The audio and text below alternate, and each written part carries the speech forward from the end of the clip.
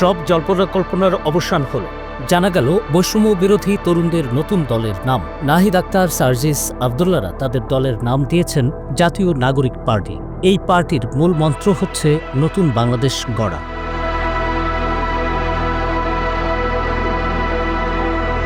জাতীয় নাগরিক কমিটি ও বৈষম্য বিরোধী ছাত্র আন্দোলনের উদ্যোগে ২৮ ফেব্রুয়ারি আনুষ্ঠানিকভাবে আত্মপ্রকাশ করতে যাচ্ছে জাতীয় নাগরিক পার্টি নামের নতুন দলটি। এখন জেনে নেওয়া যাক নতুন দলের নেতা কারা হচ্ছেন।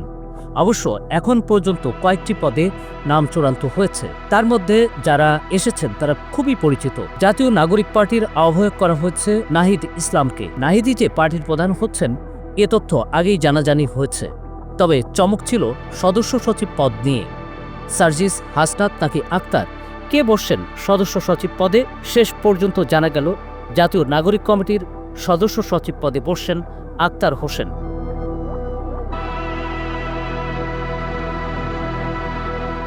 শীর্ষ ২ পদ ছাড়া আরও কয়েকটি পদে কারা বসছেন তাদের নামও জানা গেছে।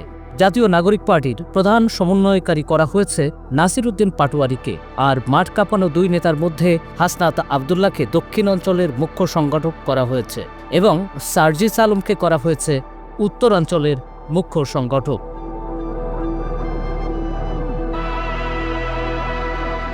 সাতাশ ফেব্রুয়ারি ঢাকার বাংলা মোটরে জাতীয় নাগরিক কমিটির কেন্দ্রীয় কার্যালয়ে জাতীয় নাগরিক কমিটি ও বৈষম্য বিরোধী ছাত্র আন্দোলনের যৌথ বৈঠকে শীর্ষ এসব পদে নেতাদের নাম চূড়ান্ত করা হয়।